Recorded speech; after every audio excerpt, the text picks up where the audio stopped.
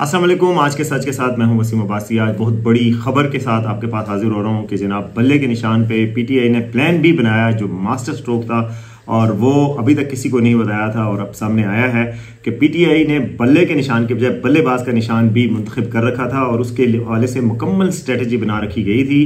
उसके जो चेयरमैन थे जनाब पाकिस्तान तहरीक इंसाफ नजरियाती, जो ग्रुप है पीटीआई नजरियाती, उसके चेयरमैन अख्तर इकबाल डार साहब, शेखुपुरा से उनका ताल्लुक है और 2012 में उन्होंने जमात बनाई थी पाकिस्तान तहरीक इंसाफ नजरियाती, पीटीआई नजरियाती।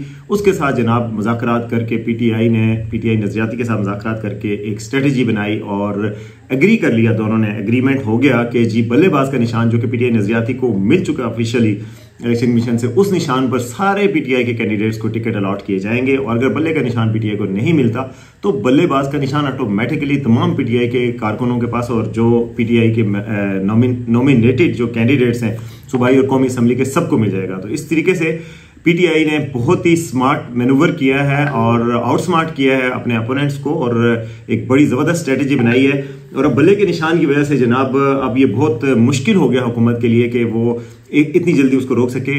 इतना वक्त लगाया गया कि इस स्ट्रेटजी को जनाब सीने से लगाए रखा गया और जब तक कि गवर्नमेंट या उनके जो मुखालिफिन हैं वो कोई स्ट्रेटजी बनाते कि जी नजरियाती को धमकाया जाए या इलेक्शन कमीशन उसको ही असेंबल ना अलॉट करता, उन्होंने जनाब ऐसे वक्त का इंतखाब किया कि बिल्कुल आखिरी दिन तमाम उम्मीदवारों को टिकट जारी कर दी गई और अभी थोड़ी देर पहले ये हिदायत आई है पार्टी के कैंडिडेट्स को कि वो अपने टिकट्स जमा करवा दें, क्योंकि आज आखिरी तारीख है पार्टी सिंबल्स के लिए और पार्टी के टिकट्स के लिए जमा करवाने के लिए। इलेक्शन कमीशन ने 13 तारीख आखिरी तारीख दी, अब वो जमा करवाएंगे और अगर बल्ले का निशान नहीं है तो ये इस निशान पर इलेक्शन लड़ लेंगे। उसका सिर्फ एक नुकसान होगा कि जो पीटीआई नजरियाती के कैंडिडेट्स मैदान में थे, क्योंकि एक कॉन्स्टिट्यूंसी में एक सिंबल एक ही कैंडिडेट को मिलता है तो वो उम्मीदवारों की कुर्बानी होगी। लेकिन कोई मुज़ाकरात हुए हैं, खुफिया मुज़ाकरात, और मुज़ाकरात कामयाब हुए हैं, कुछ ले और कुछ दे हुई है, सीट एडजस्टमेंट हुई है पीटीआई नजरियाती के साथ, तो उनको भी कुछ सीट्स मिलेंगी और वो पार्टी का हिस्सा बन जाएंगे और पार्टी दोनों मिलकर इलेक्शन लड़ेंगे। और उससे पहले मैं आपको बताऊं कि जब पीटीआई नजरियाती क्या थी, पीटीआई नजरियाती 2012 में डार साहब ने बनाई थी और उसके बाद उनके खिलाफात चूंकि डेवलप हुए थे खान साहब से, वो कह रहे थे कि जी सारे लोटे आ गए पार्टी में पीटीआई में, तो मैं तो ऐसी पार्टी के साथ नहीं चल सकता। जो नजरियाती लोग थे, जो पुराने लोग थे, उनको नजरअंदाज किया गया। याद ही आपको होगा 2011 में क्या हुआ था, जलसा हुआ था, उसके बाद धड़ाधड़ जनाब शामुन कुरैशी और पता नहीं कौन कौन से लोग पार्टी में आ गए, पिछले बेचारे पुराने कारकुन पीछे रह गए थे। उसके बाद पार्टी विनिंग पोजीशन में भी आई थी। तो खैर उस वक्त इन्होंने अलग पार्टी से राहें जुदा की थी और पार्टी और उनके दरमियान खिलाफात पैदा हुए थे और उसके बाद इस हद तक हालात पहुंचे। 2016 में रजिस्टर भी हो गई थी पार्टी इलेक्शन कमीशन के साथ और इनको सैंपल भी मिल गया जनाब। तो 2022 में इंटरेस्टिंगली पीटीआई ने मुखालफत की थी पीटीआई नजरियाती के टिकट की और उन्होंने कहा था कि इनको ये सैंपल नहीं मिलना चाहिए बैट्समैन, क्योंकि जी बैट और बैट्समैन बिल्कुल करीब करीब हैं और वोटर कंफ्यूज होगा। हमारी बहुत बड़ी जमात है, पूरे पाकिस्तान में इसकी रूट्स हैं। बल्ले का निशान एक मशहूर निशान है तो लोग कंफ्यूज होंगे कि बल्लेबाज को लगाएं या कुछ लोग जो वोटर्स होते हैं ज़ाहिर है हर इलाके में, तो वो किसको वोट दें।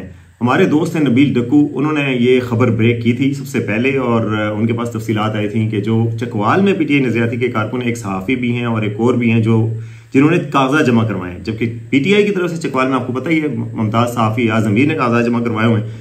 तो वहां से उनको पता चला कि नजरियाती और उनकी डील हो गई है और जब वो पार्टी के तमाम रहनुमाओं से पूछ रहे थे तो उन्होंने इसको कंफर्म नहीं किया, क्योंकि जाहिर है ये एक सीक्रेट प्लान था।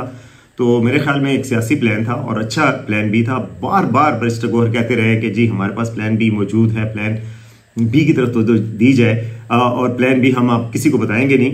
तो जनाब वो प्लान बी सामने आ गया और आज बड़ा एक ड्रामाई अंदाज में ये सामने आया है, जबकि सुप्रीम कोर्ट में समाअत जारी है जब तक मैं आपसे ये बात कर रहा हूँ और सुप्रीम कोर्ट में दलाइल जारी हैं, मुकम्मल कर ली हैं, बल्कि बैरिस्टर गौहर ने और उन्हें प्लीड किया है कि जी टेक्निकलिटीज़ पे हमें महरूम ना किया जाए। इलेक्शन कमीशन को ये इख्तियार नहीं था कि हमें बल्ले के निशान से महरूम करती, हमें कोर्ट से उम्मीद है कि हमें बल्ले का निशान दिया जाए।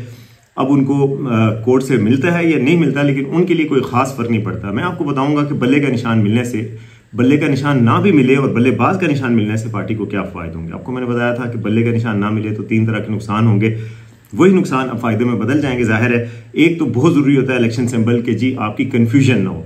तमाम पाकिस्तान में जो पीटीआई के जो भी कैंडिडेट्स होंगे, अगर उनके एक यूनिफाइड सिंबल होगा तो सारे वोटर्स को पता होगा कि यार किसको मोहर लगानी है, पीटीआई का कौन सा कैंडिडेट है, इमरान खान का कौन सा कैंडिडेट है, तो वो उसको मोहर लगा सकते हैं। दूसरी बड़ी बात जो होती है वो ये होती है कि आपकी जो कौमी असम्बली की रिजर्व सीट्स होती हैं, सूबाई असम्बली की भी रिजर्व सीट्स होती हैं, वो इस तनासुब से मिलती हैं कि आपकी पार्टी ने कितने वोट्स लिए हैं। तो अगर आपकी पार्टी इलेक्शन में खड़ी ही नहीं है और पार्टी के तौर पे नहीं खड़ी बल्कि एक एक बंदे के तौर पे आज़ाद लड़ने हैं, तो उनकी तो कोई वो नहीं बनेगा, कोटा नहीं बनेगा रिजर्व सीट्स का। और वो अच्छा खासा कोटा होता है, 60 से ज़्यादा सीट्स होती हैं, तो वो आप फॉर ग्रैब होती हैं, लेकिन आपकी 30-35 सीट्स होती हैं जो बन सकती हैं आपकी, तो वो ज़ाया हो जाती हैं। तीसरा बड़ा नुकसान ये हो सकता था कि आज़ाद उम्मीदवारों के ऊपर कोई कानून लागू नहीं होता। आर्टिकल आइन का जो 63 है या 62 है, उसके हवाले से जो डिफेक्शन की क्लॉज है वो उन पे लागू नहीं होती। तो उसके बाद अगर वो किसी वक्त भी बदल जाएं, उनको दबाव डाला जाए और किसी और पार्टी को चले जाएं, तो वो जा सकते हैं।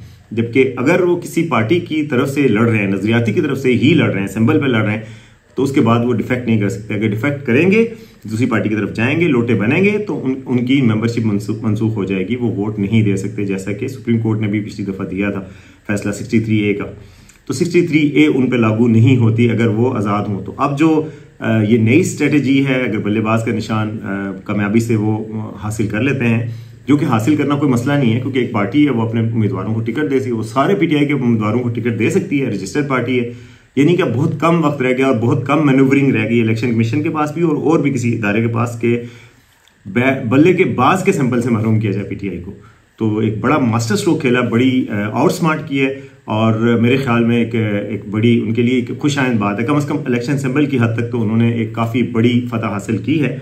मगर दूसरी बात यह है कि इलेक्शन के टिकट जिनको दिए गए उसके हवाले से रात ही को अनाउंस हुआ है, उसमें बहुत एतराज़ात उठ रहे हैं सोशल मीडिया पे। एक तो हमारे सहाफ़ी हैं इम्तियाज़ आलम साहब, सैफमा के मेंबर थे, पुराने एडिटर थे, और सीनियर सहाफ़ी हैं, कॉलमिस्ट भी हैं, बड़े लिबरल हैं, और उन्होंने PTI के खिलाफ माजी में बहुत कुछ लिखा हुआ है। तो सोशल मीडिया पे एक हिजान और तूफान बरपा है और सारे लोग उनके खिलाफ बोल रहे हैं कि जी इनको किस बात पे टिकट दिया गया, PTI का तो ये ब्रांड PTI को रिप्रेजेंट ही नहीं करते। तो उनके हवाले से बहुत एतराज़ उठ रहा है। फिर उसके अलावा आपको पता है कि कई ऐसे लोगों को टिकट दिए गए, शेख रशीद के मुकाबले में 2 उम्मीदवार खड़े कर दिए, अब शेख रशीद और उनके भतीजे के मुकाबले में। तो इस बात पे PTI को बहुत एतराज़ है कि ये बड़े वफादार थे, पार्टी के साथ जुड़े रहे, चिल्ला भी काटा। और बात यह भी है कि वोट तकसीम हो जाएंगे। पिंडी के हल्के में हनीफ अब्बासी को फ़ायदा होगा इवेंचुअली, और जो दूसरे उम्मीदवार हैं उनको फ़ायदा होगा, नून लीग के उम्मीदवारों को फ़ायदा होगा, और PTI का वोट तकसीम होगा। ज़ाहिर है कुछ लोग शेख रशीद को और उनके भतीजे राशिद शफीक को वोट देंगे, कुछ लोग जनाब PTI की उम्मीदवार है, खातून है और एक दूसरे हैं, उनको वोट देंगे, उससे बड़ा नुकसान होगा। तीसरा जो एतराज़ आ रहा है कि वो जो एक हैदराबाद में एक कोई टिकटॉकर हैं, क्या है, उनको टिकट मिला है, इस पे भी एतराज़ आ रहा है। फिर वुकला की जानिब से अलग एतराज़ात आ रहे हैं, कुछ टिकट्स पेंडिंग छोड़े गए हैं, जो रात तक कौमी असम्बली के कोई 35 के करीब हल्के ऐसे थे जिसपे पेंडिंग टिकट छोड़े गए हैं। तो क्योंकि उसमें वुकला और कारकुनों के दरमियान फड्डा है कि जी वुकला को टिकट मिलने चाहिए, वुकला ने अभी ज्वाइन किया पार्टी को कुछ ही अर्सा पहले, और वर्कर्स जो है बहुत अरसे से हैं, तो वो लोग कह रहे हैं कि वर्कर्स को टिकट मिलना चाहिए था, वुकला को नहीं मिलना चाहिए था। ये भी एक इख्तलाफ सामने आ रहा है। ये सारे इख्तलाफात के बावजूद बहरहाल ये एक बड़ी विक्ट्री थी। मैंने कहा आपको ये बताऊं कि उन्होंने किन किन को, बल्कि एक और हल्का था जो आखिर में बता दूं कि जिसमें नून लीग का टिकट कैंडिडेट ने अप्लाई किया था और उनकी जगह PTI उनको नहीं मिला नून लीग का टिकट, और PTI का टिकट उनको मिल गया। तो ये इस पे भी बहुत लोग एतराज़ कर रहे हैं। फिर फवाद चौधरी का हल्का है, फवाद चौधरी के मुकाबले में उम्मीदवार को टिकट दिया गया, तो इस पे भी लोग एतराज़ कर रहे हैं कि फवाद चौधरी पार्टी के लॉयल थे, अभी भी देखें इमरान खान के खिलाफ एक लफ्ज़ नहीं बोला, तो कम से कम उनको टिकट मिलना चाहिए था, उनको टिकट नहीं मिला। कराची से फिरदौस शमीम नकवी को टिकट नहीं मिला, वो भी बड़े लॉयलिस्ट हैं पार्टी के और बड़ी मुश्किल हालात में खड़े रहे, बल्कि बबांगे दोहल कहते रहे कि मैं इमरान खान का साथ नहीं छोड़ूंगा। तो टिकटों पे जिस तरह नून लीग ने नवाजा है अपने दोस्तों, अपनी फैमिली को, अपने ख़ानदान को और अपने टाइकून्स को, मीडिया टाइकून्स को और बाकी लोगों को, इसी तरह जनाब PTI ने भी ऐसे लोगों को नवाजा है जो बड़े मौके पे किसी काम आते थे, कोई ATMs थी, कोई क्या थी, और अपने कारकुनों को नज़रअंदाज किया। तो दोनों पार्टीज़ की तरफ से ये बहुत एतराज़ उठ रहा है टिकटों के हवाले से।